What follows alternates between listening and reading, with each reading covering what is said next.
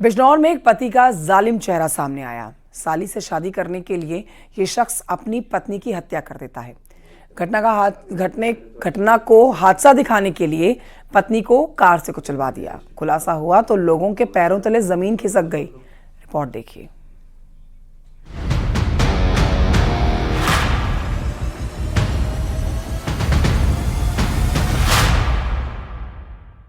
बिजनौर के नगीना थाना क्षेत्र के बिश्नोई सराय किरण ने 5 साल पहले अंकित से लव मैरिज की थी, लेकिन दोनों के बीच कोई संतान नहीं थी।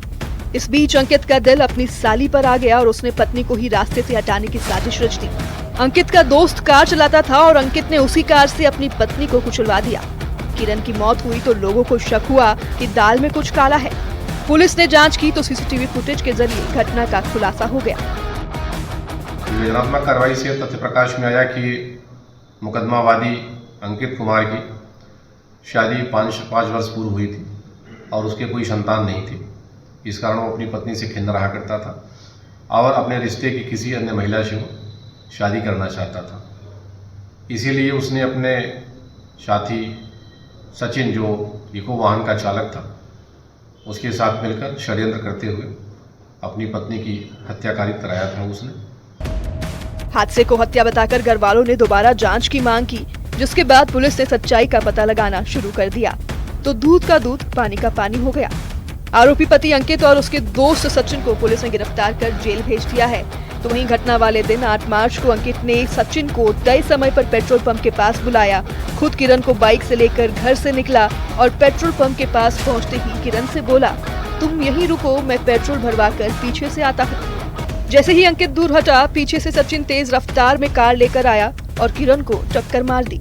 टक्कर लगते ही किरण दूर जा गिरी और ड्राइवर ने कार घुमाई और दोबारा उसे कार से कुचलते हुए निकल गया। योजनात्मक कार्रवाई के दौरान साक्ष्य संकलन से ये तथ्य प्रकाश में आए और जिस वाहन से मुकदमावादी ने अपनी पत्नी की हत्याकारित कराया था, वही को वाहन भी पुलिस ने बरामद कर लिया है और दोनों अभियुक्तों को गिरफ्तार कर जेल भेजा गया। बिजनौर में हुई इस घटना ने इंसानियत को शर्मसार कर दिया है।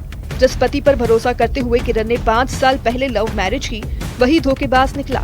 साली से इश्क के चक्कर में कत्ल की साजिश रच डाली और हत्या के बाद चैन की नींद सोता रहा। फिलहाल अब उसका जीवन सलाखों के पीछे कटेगा। शिवम शर्मा की रिपोर्ट, न्यूज़ 18 बिजनौर।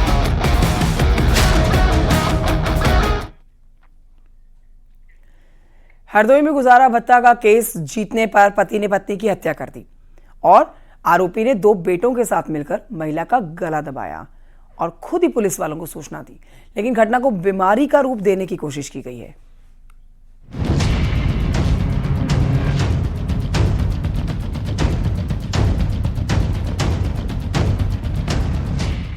हरदोई के कोतवाली शहर क्षेत्र में 70 साल की सत्यवती उर्फ लीलावती पति विजयपाल की दूसरी शादी के बाद से ही अलग रह रही थी।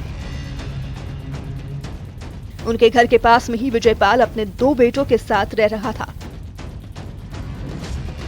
लीलावती ने गुजारा भत्ते के लिए कोर्ट में केस भी दायर किया था, जिसके बाद मार्च 2025 में कोर्ट ने उनके पक्ष में फैसला भी सुनाया। कोर्ट ने पति को अपनी पत्नी लीलावती को 4 लाख रुपए एकमुश्त और हर महीने गुजारा भत्ता देने का आदेश दिया। इसके बाद लीलावती की लाश 23 मार्च को घर में चारपाई पर मिली। महिला के कान के पास खून के धब्बे मिले तो घर वालों को शक हुआ। भाई ने बहन की मौत को संदिग्ध बताते हुए हत्या की आशंका जताई। तो वहीं पुलिस ने लाश को पोस्टमार्टम के लिए भेजा तो रिपोर्ट में महिला की गला दबाकर हत्या की पुष्टि हुई।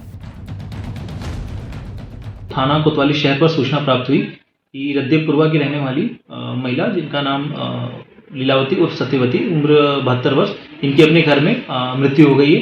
इस सूचना पर स्थानीय पुलिस द्वारा मौके पहुंचा गया तो मृतका के पति विजयपाल, उनकी दूसरी पत्नी व उनके बच्चों द्वारा मृत्यु का कारण बीमारी की वजह से होना बताया गया।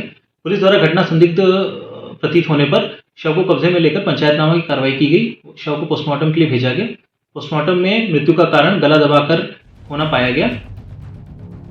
पुलिस ने सख्ती से पूछताछ की तो एक बेटे ने ही जुर्म कबूल कर लिया।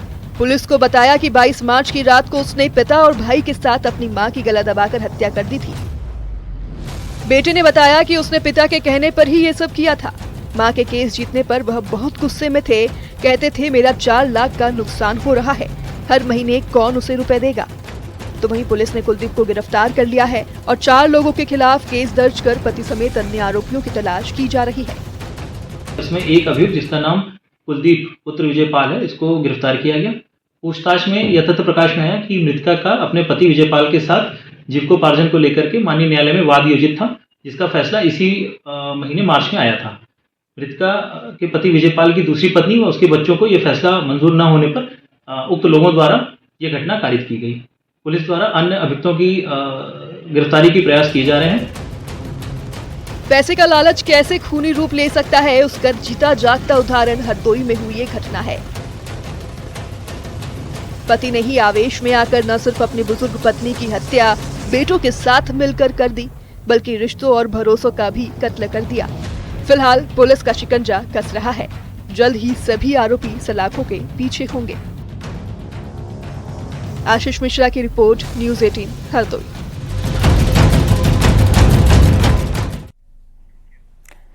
साइबर ठगों की नजर पहाड़ पर आने वाले सैलानियों पर है। ठग न सिर्फ ये पर्यटकों से ठगी कर रहे हैं, बल्कि बड़े होटलों की नकली वेबसाइट बनाकर फर्जीवाड़े को अंजाम भी दे रहे हैं।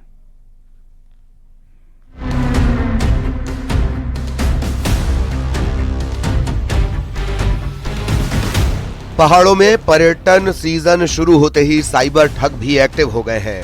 होटल्स की बुकिंग और घुमाने फिराने के नाम पर ये ठग लोगों की जेबों को खाली कर रहे हैं।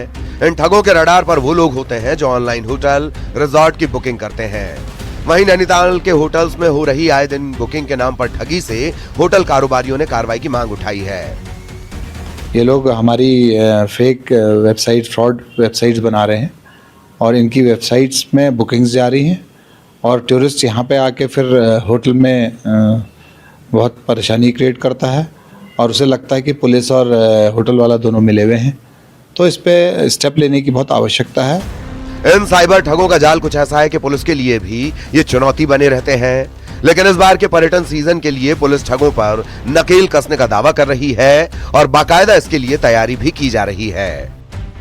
इस टूरिस्ट सीजन में हमारा प्रयास रहेगा जो कंप्लेंट हमारे पास आई उस पर त्वरित कार्रवाई जरूर हो, लेकिन साथ साथ अगर ऐसी कुछ फेक वेबसाइट्स चल रही हों, हम उनको आइडेंटिफाई करके जनता को अवगत कराएं कि इन फेक वेबसाइट्स के झांसे में नहीं आए। साथ साथ अपील जनता से रहेगी कि वो भी अलर्ट रहें और गवर्नमेंट की वेरीफाइड वेबसाइट्स के माध्यम से ही हेली बुकिंग्स की कराएं।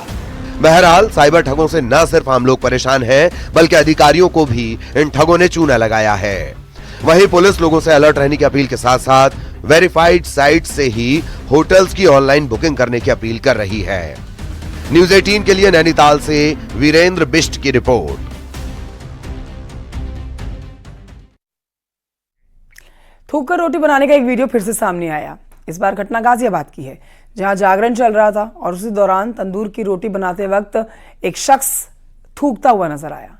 ये मामला सामने आने के बाद आरोपी को पकड़ लिया गया है।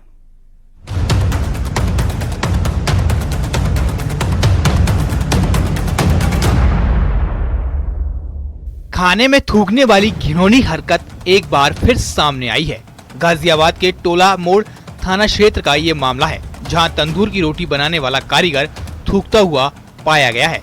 वहीं मौजूद कुछ लोगों ने उसकी हरकत को कैमरे में कैद कर लिया।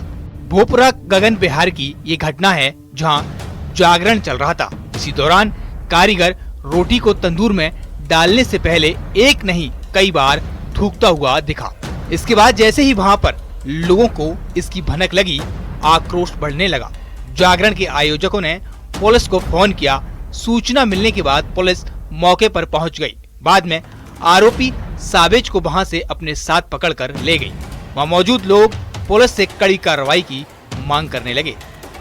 कहा जा रहा है कि गगन बिहार क्षेत्र में गली नंबर 2 में जागरण का आयोजन था। जागरण से पहले खाने का भी कार्यक्रम था। बड़ी संख्या में लोग जागरण में शामिल होने पहुंचे थे। आयोजकों का कहना है कि ठेकेदार ने 2 लड़कों को तंदूरी रोटी बनाने के लिए भेजा था, लेकिन तभी ये मामला सामने आ गया। सोशल मीडिया पर भी ये वीडियो काफी वायरल हो रहा है। खाने में थूकने के मामले लगातार सामने आ रहे हैं। ये इस तरह की पहली घटना नहीं है जिसमें खाने की चीजों को थूकने के बाद परोसा गया हो। ऐसी हरकत के पीछे आखिर ये किस तरह की मानसिकता काम कर रही है? क्यों बार बार रोटी बनाते वक्त थूका जा रहा है? लोगों को बीमारी बांटने की ये कैसी मंशा चल रही है? कानूनी कार्रवाई के बाद भी ऐसे मामले थम नहीं रहे हैं। न्यूज़ 18 के लिए गाजियाबाद से अमित राणा की रिपोर्ट।